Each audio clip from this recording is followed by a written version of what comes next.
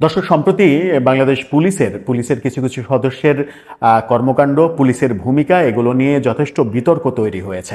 যে বিতর্কটা এক বছর আগে প্রচণ্ডভাবে উঠেছিল, বিশেষ করে গত বছর জুলাই আগস্ট আন্দোলনে পুলিশের ভূমিকা প্রচণ্ড প্রশ্নের মুখে পড়েছিল এবং পুলিশ ছাত্র জনতার উপরে গুলি চালিয়েছে। যে 836 জনের নিহত হওয়ার গেজেট প্রকাশ করা হয়েছে, সেগুলো অধিকাংশই পুলিশের গুলিতে তারা নিহত হয়েছেন। এই পুলিশ অহেতুক গুলি চালিয়েছে, এরকম নানা অভিযোগ কিন্তু পুলিশের বিরুদ্ধে ছিল। এই অভিযোগগুলো তখন ছিল, এক বছর আগে ছিল, তার আগেও রাজনৈতিক সরকারের আমলে বিভিন্ন সময়ে পুলিশের নানা কর্মকাণ্ড প্রশ্নবিদ্ধ হয়েছে।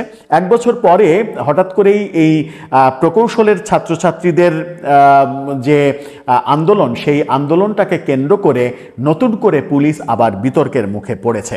এবং পুলিশ যখন নতুন করে বিতর্কের মুখে পড়েছে, তখন এটা নিয়ে একটা ইনভেস্টিগেশন প্রয়োজন এবং সত্যিই পুলিশের সংকটটা কোথায়, প্রকৃত কারণটা কি এর পেছনে, সেটা বের করা প্রয়োজন। এমন উপলব্ধি থেকেই বিবিসি বাংলা একটা ইনভেস্টিগেশন রিপোর্ট করেছে। সেই রিপোর্টের ভিত্তিতে তারা বলতে চাইছে যে পুলিশ এখনো আত্মবিশ্বাসে ফিরতে পারে নাই, পুলিশ কনফিউশনের মধ্যে রয়েছে। কি বলছে বিবিসি বাংলা? পুলিশ আদতেও কোন মানসিক অবস্থার মধ্যে রয়েছে, একটু বোঝার চেষ্টা করবো এই ভিডিওতে। থাকবেন পলিটিক্স টিভির নিয়মিত। দর্শক, বলছিলাম পুলিশের ভূমিকা, সেই ভূমিকা নিয়ে বারবার প্রশ্ন উঠছে। এক বছর আগে যেমন প্রশ্ন উঠেছিল, এখনো তেমনি আবারও প্রশ্ন উঠছে। সেই সময়টাকে বেস করেই বিবিসি বাংলা বের করে আনার চেষ্টা করেছে পুলিশের সংকটটা আসলে কোথায়। সেই রিপোর্টেরই শিরোনাম তারা করেছে, শিরোনামটা আপনারা দেখে নিতে পারেন। সেখানে বলা হচ্ছে, দায়িত্ব পালনে পুলিশ কি উভয় সংকটে? অর্থাৎ এই উভয় সংকট বলতে যেটা বোঝানো হচ্ছে, সেটা হচ্ছে যে পুলিশ সত্যি সত্যিই কখনো কখনো উভয় সংকটে থাকে। যে সরকারের যে আদেশ, সেই আদেশ পালন করলেও সমস্যা, আদেশ পালন না করলেও সমস্যা।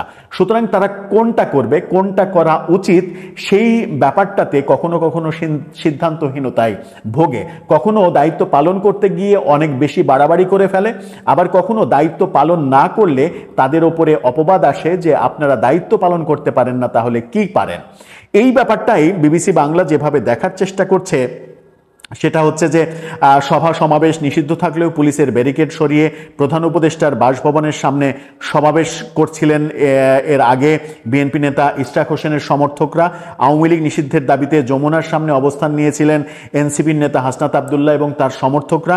তবে তখন তাদের উপরে পুলিশ চড়াও না হলেও প্রকৌশল বিশ্ববিদ্যালয়ের শিক্ষার্থীদের আন্দোলনে ভিন্ন চেহারা দেখা গেছে পুলিশের। এর আগে ঢাকায় ধর্ষণ বিরোধী প্রতিবাদ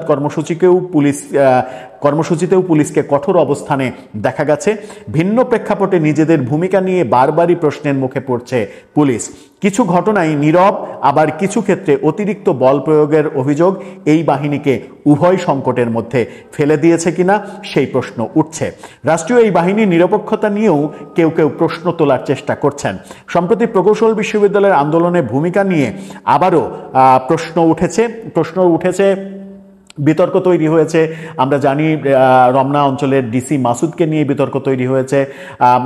আমরা গতকালকে দেখেছি যে তার কুশপুত্তলিকা দাহ করা হয়েছে, ছাত্ররা সেটা করেছেন, যেটা কোনোভাবেই সম্মানজনক কোনো কাজ হতে পারে না একজন পুলিশ কর্মকর্তার জন্য।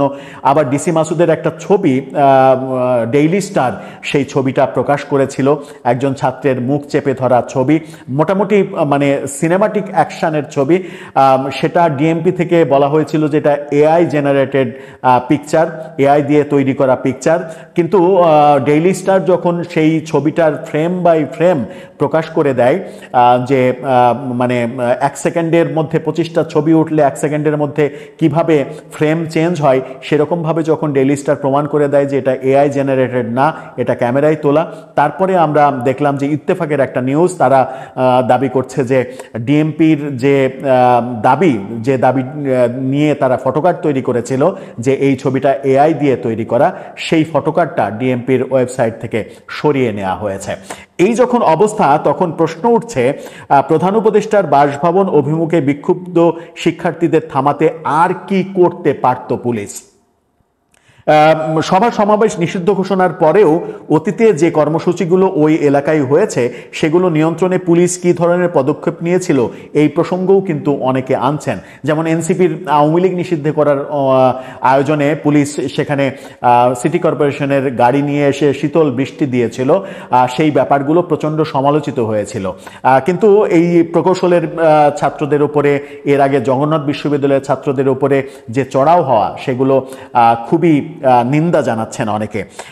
সম্প্রতি পুলিশের সামনেই ছিনতাই ও মব তৈরি করে হামলার ঘটনায় অনেক ক্ষেত্রেই পুলিশের নীরব ভূমিকা নিয়েও প্রশ্ন উঠেছে। পুলিশ যেটা বলছে সেটা হচ্ছে যে ব্যবস্থা নিলে অনেক সময় পক্ষপাত বা অতিরিক্ত বল প্রয়োগের অভিযোগ ওঠে, আবার ব্যবস্থা না নিলে আনা হয় গাফিলতির অভিযোগ। ফলে পুলিশি পদক্ষেপ যেভাবেই হোক সমালোচনা এড়ানো প্রায় অসম্ভব হয়। পুলিশের ভূমিকা নিয়ে প্রশ্ন কেন উঠছে? জুলাই অভ্যুত্থানের পর থেকে দেশের আইন শৃঙ্খলা পরিস্থিতি নিয়ন্ত্রণে পুলিশের ভূমিকা নিয়ে নানা সমালোচনা রয়েছে। বছর পেরোলেও সেই অবস্থার খুব একটা উন্নতি হয়নি বলেই মনে করছে বিবিসির অনুসন্ধান। আবার এই সময়ে দায়িত্ব পালন করতে গিয়ে পুলিশ নিজেও বাধার মুখে পড়ছে বলে অভিযোগ রয়েছে। গত 21 এবং 22 মে বিএনপি নেতা ইশরাক হোসেনকে মেয়রের দায়িত্ব দেওয়ার দাবিতে যমুনার সামনে অবস্থান নেয়। সেই সময় পুলিশ তাদের উপরে চড়াও হয়নি, কিন্তু আবার হাসনাত আবদুল্লাদের আওয়ামী বিরোধী যে অবস্থান, সেখানেও চড়াও হয়নি, কিন্তু কিছু কিছু সিলেক্টিভ জায়গায় পুলিশ চড়াও হচ্ছে। এই ব্যাপারটা মানে প্রশ্নবিদ্ধ হচ্ছে পুলিশের ভূমিকা। এই সংকট কিভাবে কাটবে, এই কারণ অনুসন্ধান করতে গিয়ে বিবিসি যেটা বলছে সেটা হচ্ছে যে জুলাই অভ্যুত্থানের পর বছর পেরিয়েছে, কিন্তু এখনো আইন শৃঙ্খলা পরিস্থিতি নিয়ন্ত্রণে নানা রকম চাপের উপরে রয়েছে তারা। অভ্যুত্থান পরবর্তী সময়ে পুলিশ সংস্কার কমিশন প্রতিবেদন জমা দিলেও তা বাস্তবায়ন শুরু হয়নি এখন পর্যন্ত। জুলাই গণ অভ্যুত্থানে অতিরিক্ত বল প্রয়োগের অভিযোগ উঠেছিল এই বাহিনীর বিরুদ্ধে, যার ফলে ব্যাপক জনরোষের শিকারও হয়েছিল পুলিশরা। ওই সময় দেশের অধিকাংশ থানায় হামলা ও লুটপাটের ঘটনাও ঘটেছিল। পুলিশ সদর দপ্তরের তথ্য বলছে, বৈষম্যবিরোধী ছাত্র আন্দোলন ও ছাত্র জনতার অভ্যুত্থানকে কেন্দ্র করে সংঘর্ষে মোট 44 জন পুলিশ সদস্য নিহত হন। পুলিশ সদর দপ্তর 44 জন বললেও বিভিন্ন বেসরকারি সংস্থা কিংবা আন্তর্জাতিক সংস্থা আরও বেশি সংখ্যক এবং অনেক বেশি সংখ্যক বলে কখনো কখনো দাবি করতে আমরা শুনেছি। বাহিনীর সিনিয়র কর্মকর্তারা অনেকেই বলছেন, জুলাইয়ে পুলিশ হত্যার বিচার না হওয়ায় বাহিনীর সদস্যদের মনোবল ভেঙে পড়াও এটার একটা বড় কারণ। নাম প্রকাশ না করার শর্তে পুলিশের এক কর্মকর্তা বিবিসিকে বলেছেন, রাজনৈতিক কারণে পুলিশ যদি ভিকটিম হয় তার দায় কে নেবে? এজন্য অনেকে দায়িত্ব পালনের ক্ষেত্রে সংশয়ে থাকছেন।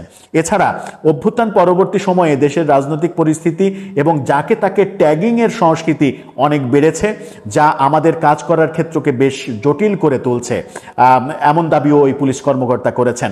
সংকটের বিষয়টি স্বীকার করেছে পুলিশ সদর দপ্তরও, অর্থাৎ বিবিসির কাছে পুলিশ সদর দপ্তরও এই সংকট যে রয়েছে সেটা স্বীকার করছে।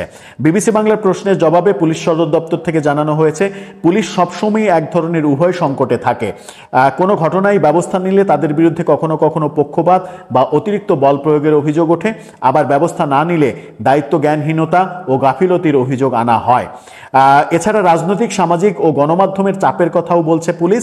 তারা বলছে, পুলিশের কাজের পরিধি আইনি কাঠামো দ্বারা নির্ধারিত।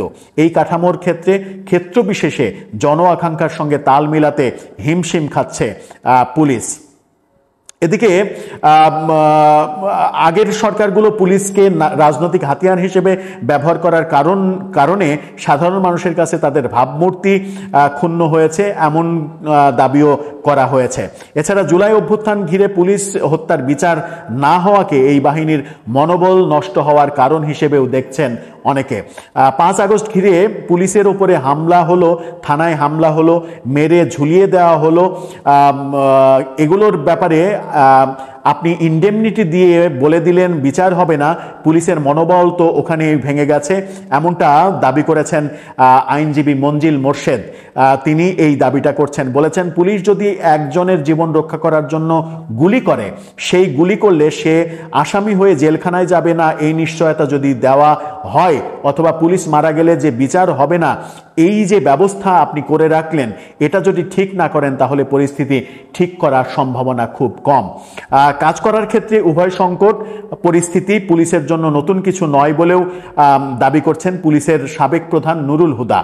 যখনই স্পেসিফিক পলিটিক্যাল গভর্নমেন্ট থাকেনি তখনই একটু ঝামেলা বা সমস্যা হয়, এমনটা তার অভিমত। অর্থাৎ পলিটিক্যাল গভর্নমেন্ট হলে পুলিশ মানিয়ে নিতে পারে, খাপ খাইয়ে নিতে পারে, এমনটা অভিমত এই নুরুল হুদার সাবেক পুলিশ প্রধানের। তবে তিনি মনে করেন পুলিশের ভূমিকার ধরন বা মাত্রা সমাজের উপরও নির্ভর করে। আমাদের সমাজ তো রিঅ্যাক্টিভ সমাজ, খুব তাড়াতাড়ি রিয়্যাক্ট করে। পুলিশের ওপরে হামলা প্রসঙ্গে তিনি বলেছেন, এটা আংশিকভাবে হতে পারে, সব সময় নয়। এখানে কাজ করতে আসলে আঘাত পেতে পারি, এগুলো জেনেই এই পেশায় আসছি। অর্থাৎ পুলিশ কাজ করতে গেলে আঘাতপ্রাপ্ত হবে, মার খাবে, আহত হবে, হাসপাতালে যাবে, এগুলো জেনে মেনে নিয়েই পুলিশে যারা চাকরি করতে আসে তারা এখানে চাকরি করতে আসেন, এমনটা অভিমত।